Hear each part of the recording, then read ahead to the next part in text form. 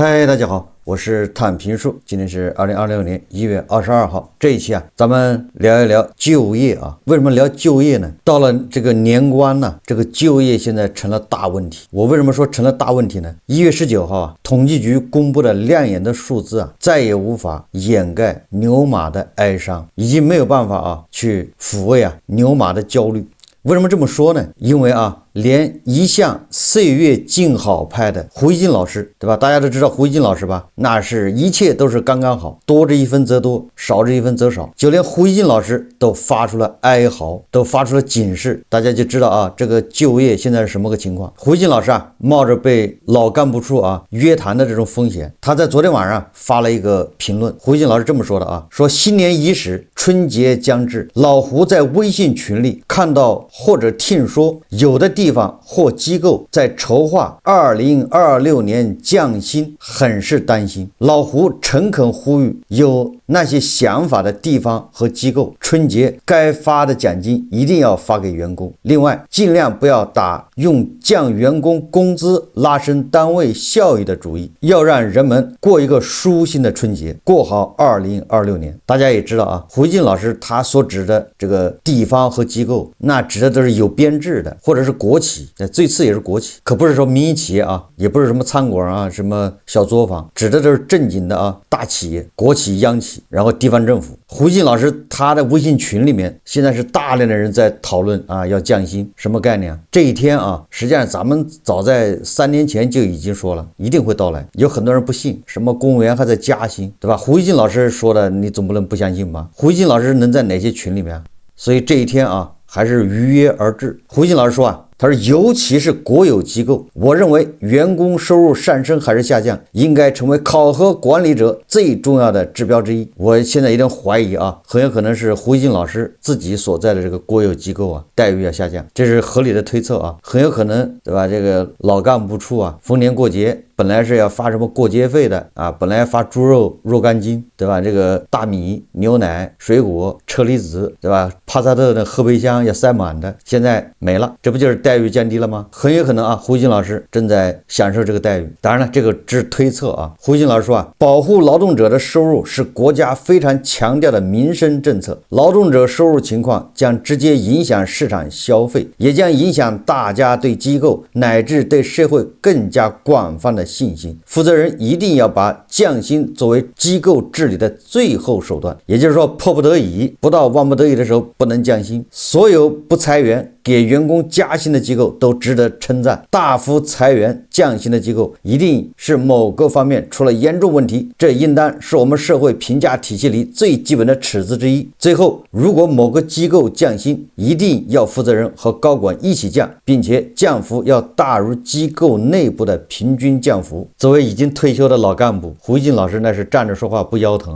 對吧？他現在變成普通的退休人員，所以說他希望這個同甘共苦，你要降薪也行，你領導對吧？你現在的環球時報總編你也得降，你不能降我一個已退休的這個總編，就這意思就大家要理解這種心情連胡一金老師都坐不住了歲月靜好派已經公開呼籲不要降薪，什麼意思是不是說明現在形勢非常嚴峻？他說的可是有編制的和國企叫機構，你這個什麼阿里、華為、騰訊再牛，你都不能叫機構你只是個民企這個不在胡一金老師討論之列所以說從胡一金老師這個歲末年初這個哀嚎之聲就可以看出現在已經到什麼地步了。所以說統計局再亮眼的數字掩蓋不了牛馬的悲傷了。胡一金老師說盡量不要裁員，不要降薪。實際上現在能把工資發下來的都是不錯的，能正常發工資就已經非常不錯，絕大部分企業工資都已經發不出來了。還有很多人他不了解這個形勢多麼惡劣。這個網上這樣的帖子非常多你比如說昨天晚上就一個帖子叫難以置信，北京某龍頭建築公司大欠薪。北京的龍頭建築公司不是央企就是北京的國企，這個不用說絕不是民企，就是胡一金老師所說的那個機構。快過年了，建築行業欠薪問題接下來會集中爆發，主要以堵門討薪、網絡曝光等形式呈現，尤其是那些建築央國企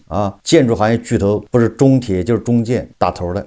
還有什麼中冶，反正都帶中字，帶中字的都是央企，大家记住了，中国什么什么什么，欠薪频发，行業人員大出清，建築企業被淘汰，也屬建築行業的範式變遷已經在路上。北京某龍頭建築子公司大欠薪，說這兩天看到網友發帖說，北京某建築集團的母公司和子公司同時出現嚴重的工資拖欠，目前工資僅發到2025年8月份。胡鑫老師所擔心的啊，也出現了什麼呢？也就是最慘的是領導們好像也停發工資了。也胡鑫老師不是擔心嗎？你要降薪的話，領導也得降，而且多降一點。這下好了，發不出工資啊，領導一樣也發不出。現在這家建築企業的員工陷入了兩難境地，前去討薪都討麻木了，離職反而順了公司的意，而且跑路後欠薪更難要，所以員工和公司陷入了僵局，都在熬，看誰先扛不住。公開信息顯示啊，這家公司還是國企，其背後某建築集團更是當地龍頭建築企業，很難相信連這樣的建築企業都發不出工資。這可是一線城市北京啊，至於什麼省會城市就別提了，很多這個建築龍頭企業早就破產了。據這家公司的員工說啊，某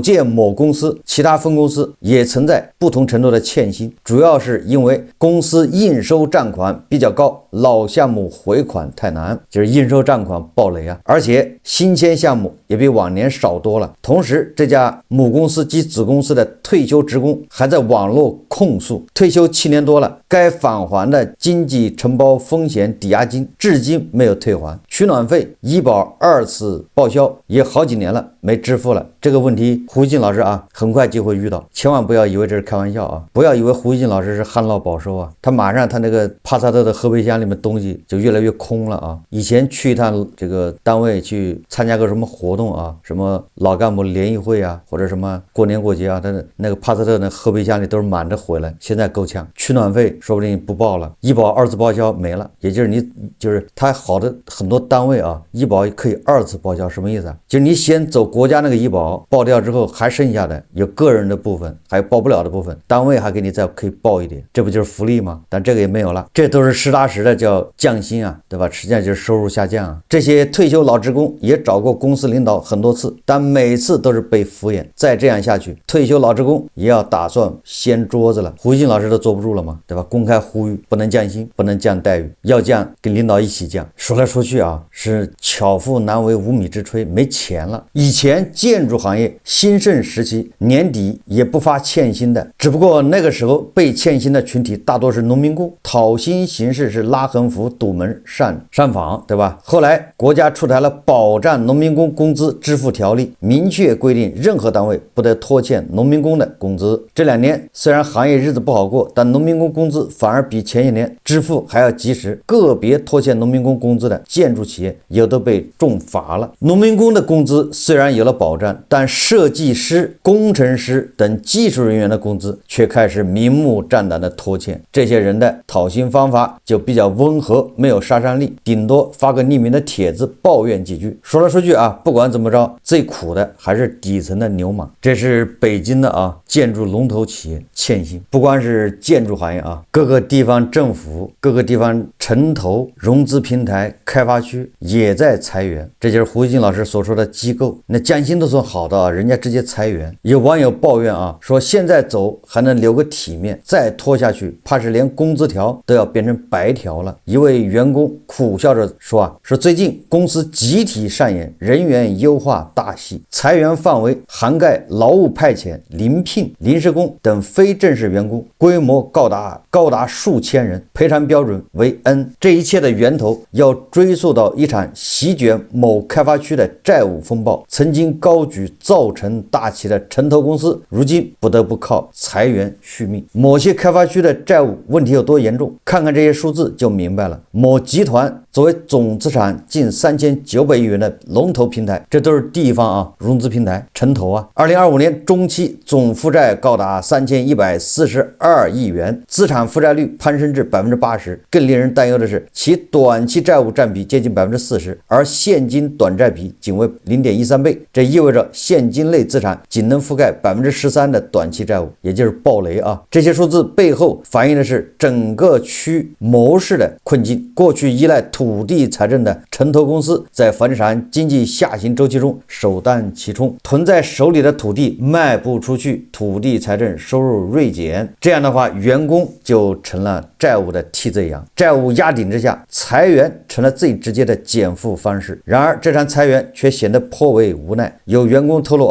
公司在約談時直接表示補償款先欠着，等有錢了再說。這種打白條式的裁員方式暴露出城投公司現金流已經捉襟見肘。更讽刺的是，同一片區域，裁員通知書和人才引进政策同時刷屏，老員工為 N+1 補償能否到賬而失眠。城投公司裁員也只能是補償是 N+1 都是奢望，而這並非是個案，很多地方正面臨前所未有的挑戰。開發區過度依賴土地的發展模式已難以為繼，過去攤大餅式的開發養活了大量的蓋章工程師和報表操作員，如今基建收縮，這些崗位自然成了優先優化的對象。是不是咱們固定資產投資根据統計局的數字2025年是不是下降了？马官员說这是我们20几年以来10几年以来第一次下降，投資在下降，投資一下降，各個地方養了那麼多城投，對吧？那麼多機關本來都是建立在這個投資逐漸加大，對吧？投資那個增速逐漸提高的這麼一個背景下，各地養的人多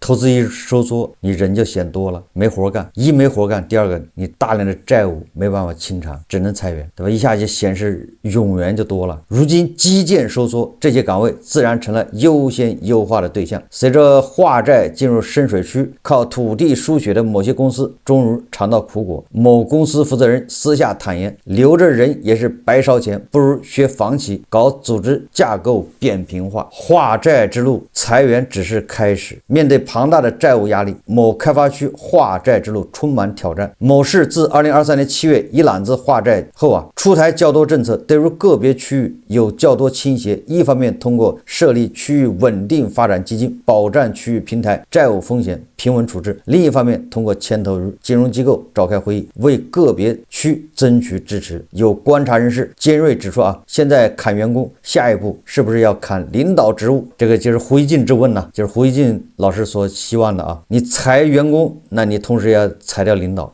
同甘共苦。畢竟在化債這本賬裡省下的人力成本可比賣2塊地實在多了。放眼全國，類似的開發區改革正在各地上演。某區管委會及托管單位在編人員從195人減至82人，腰斬的不止編外人員從228人減至59人，精簡率分別達到60%、74%。某開發區也撤銷了19個自設機構，解聘247名自聘科級幹部。這就是胡一進老師在網上看到的，大概其就是這些東西機構精簡、機構裁員、機構降薪。胡一進老師不免有了這個兔死狐悲的感覺，對吧？他一面不遺餘力的在高聲歌唱，什麼就是好，一切都是剛剛好。晚上打開微信一看，裡面全是哭窮的、叫苦的，不免動了惻隱之心。再想到自己，對吧？這個轎車的後備箱空空如也，所以有了某些危機感。我們接着看他說某公司的裁員潮或許只是開始，但借新還舊的遊戲難以為繼。那些曾經以為端上鐵飯碗的員工們，突然發現自己成了債務鏈條中最脆弱的一環。至於被裁員工的補償金什麼時候能夠到賬，有人建議參考城投債的還款進度，反正都在排隊等化債。債務的潮水退去時，才知道誰在裸泳。當編制的光環被債務的冷水澆透，當穩定的承諾在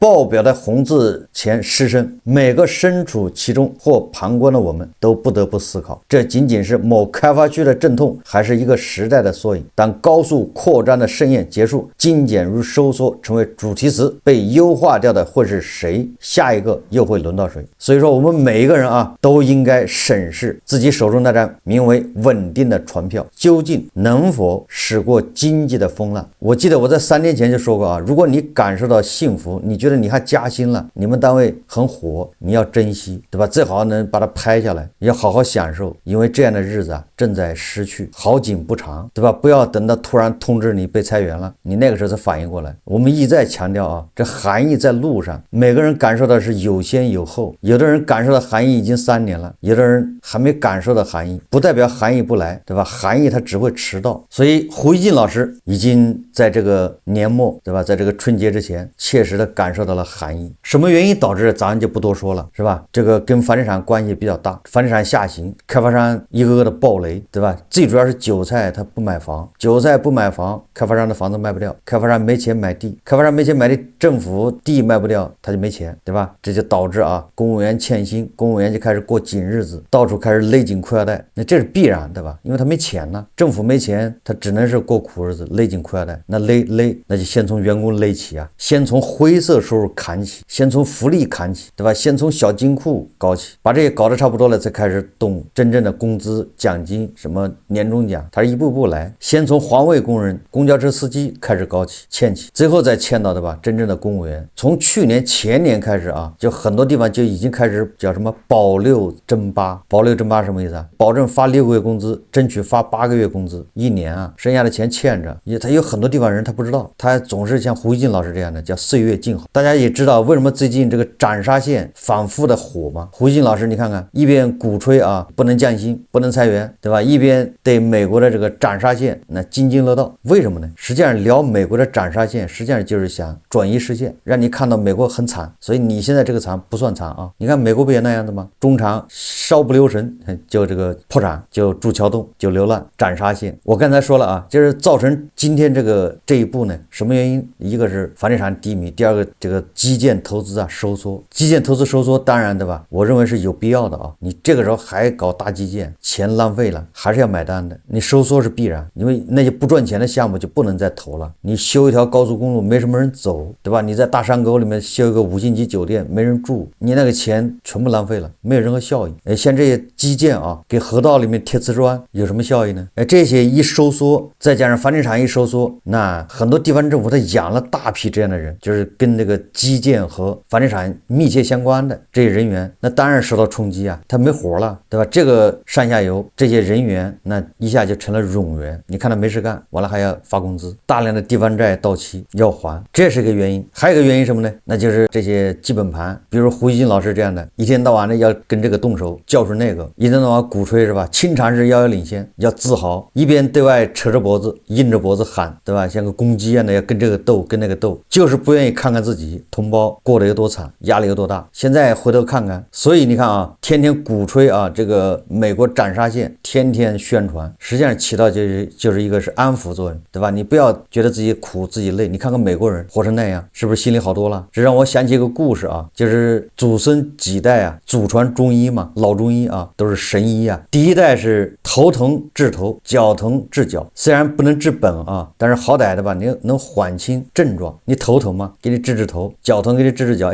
好像症狀緩解了。至於有沒有治好不要緊，什麼時候犯什麼時候再來。第二代治病呢，技術就高明一些了，不管你是頭疼還是腳疼，第二代都認為你是思想疼、腦子疼，治腦子。你把腦子治好了，你身上就不疼，对吧？是思想出了問題啊。这個神醫理論啊，有了重大升級，找到病根了。病根就是在你思想，你要不覺得疼就不疼了，所以都是治腦子，不管你哪兒疼。等到第三代的時候就厲害了啊，更升級了，頭疼治嘴，腳疼也治嘴，屁股疼還是治嘴，也就是把你嘴治住了，別人就不知道你疼，你就不疼了，所以把嘴縫上，這就是第三代治病。現在第四代治病更厲害了啊，前面治病都不行，第四代治病就是不管你哪裡疼，我現在搞一個比你更慘的，四肢不全的擱你邊上，你看一看他，你就不疼了，沒有對比就沒有傷害，對吧？你覺得自己疼，你覺得自己這兒不舒服，那兒慘的，你看看他四肢不全，看不見聽不見，比你不慘多了嗎？你還好意思說你不舒服？鼓吹斬殺線，對吧？把那個探照燈啊照向美國的這些還不完善的地方，這就是第四代治病方式。說到美國啊，咱們看一看網上有一個關於特斯拉裁員的這麼一個視頻，大家看視頻啊。在特斯拉幹了6年被裁，我拿到多少賠償？我是2019年3月加入特斯拉的，北航車輛工程碩士畢業，負責 Autopilot 本地化適配與功能開發。本以為能在這場智能電動車革命中一直幹下去，沒想到2025年11月收到了 AJA 的通知，因全球業務重組及中國區研發架構優化，我的崗位被裁撤。最終拿到的賠償方案是特斯拉中國區標準的 N+3+ 未休假期折現。我在特斯拉工作了6年8個月，按公司規定，工作年限滿半年按整年計，因此等於期。被裁前12個月，平均月薪為 5.2 萬元，所以按部分為7乘 5.2 等於 36.4 萬元，加3部分為3乘 5.2 等於 15.6 萬元。這是特斯拉中國區對被裁員工的統一補償標準。此外，我還有18天未休假期。根據特斯拉政策，未休假期按2倍日薪折算，這部分折算下來共 8.6 萬元。因此，總賠償金為 36.4 加 15.6 加 8.6 等於 60.6 萬元。雖然離開的有些突然，但這份遠高於法定標準的賠償，讓我感受到特斯拉對中國員工的尊重。至少，這6年半的全力以赴得到了體面的告別。我看了之後啊，我覺得這個特斯拉呀，完全夠得上叫惡意補償、包藏禍心啊。特斯拉實際上拿出來不多的錢，不要看它補償啊60多萬，實際上它整個的，你要把它放到我們整個的新能源汽車產業中，這60多萬算什麼呢？特斯拉不知道在中國裁了多少人啊，一共多少錢？我們就說它5000萬吧，或者1個億。你這1個億在我們的新能源汽車投資中占多少呢？占的微不足道。但是它這1個億啊，把咱們整個新能源汽車啊這個用工市场給攪亂了。這就是包藏禍心吶，用了極少的錢，所以他這屬於惡意裁員、惡意補償。如果都這麼補的話，我們的新能源汽車早就破產了，对吧？那些什麼某迪、某維，他們的汽車產線上這些工人補償能有這個待遇嗎？哎，話說回來啊，如果剛才說的這個北京的這建築企業、央企裁員吧，你這麼裁，人家願意啊，對吧？你經濟不行，裁員就裁吧。我一個親戚啊，他大學一畢業之後，好像沒過2年嘛，就在北京一家美國企業上班，一直上了10幾年，小20年，就是做行政。正好趕上疫情，那個疫情要結束的时候，他們這個有很多外資企業不要撤嘛，要收縮嘛，所以他们就要裁员，好像他们要裁掉幾個人呢。他本來他們公司規模也不大啊，是一個美國企業，一個類似於一個代表處，因為他是做行政的，所以他消息靈通啊，裁員是他第一個知道，所以他立馬申請把自己給裁掉，賠他幾十萬。也就是說啊，你這種裁員人家都願意啊，不會哭天喊地的，不會叫屈，反而要爭取。裁掉之後，對吧？你要有本事，你可以在別的地方再找個工作，哪怕收入低一點，但是你大筆的補償已經到手了。所以說，對胡錫進老師來說啊，對吧？你天天叫喊着要跟美帝幹，忙着給美帝畫紅線，給斯里蘭卡畫紅線，對吧？教斯里蘭卡怎麼辦，然後也給小日子畫紅線，要，對吧？胡錫進老師是主張啊，要大力擴充這個核武器啊，核彈多搞一些，鼓吹什麼斬殺線，在這個之餘還要支持那個西貝，多去西貝吃吃飯。你現在回頭看一看，對吧？看看你的微信群，你的那些老朋友，你的曾經的同事，現在還能扛得住嗎？當前國家這個情況，還能支持你到處畫紅線嗎？還能支持你，對吧？對小日子，對斯里蘭卡開戰嗎？對美帝開戰？我看有網友問胡錫進老師啊，說既然 GDP 增加了 5%，為什麼還要擔心降薪裁員呢？這個問題很好，對吧？一邊是數字啊繼續亮眼穩中向好，一邊是牛馬失業降薪找不到工作，牛馬失業降薪找不到工作，但是牛馬的可支配收入卻在增長，所以胡錫進老師應該把這個研究一下到底什麼原因。總之啊，從胡錫進老師發的這個微博來看，情況確實很危險啊，比較緊急，一年比一年難過。我們可以肯定的說，明年這個時候啊，比今年這個時候要難過，要更加寒冷。咱們一再說啊，沒有什麼鐵飯碗，沒有什麼鐵飯碗，只是還沒有到你那兒。好，這期節目啊，咱們就聊到這裡，感謝大家收看。如果喜歡我的節目，歡迎訂閱轉發，也可以在下方留言評論，謝謝大家。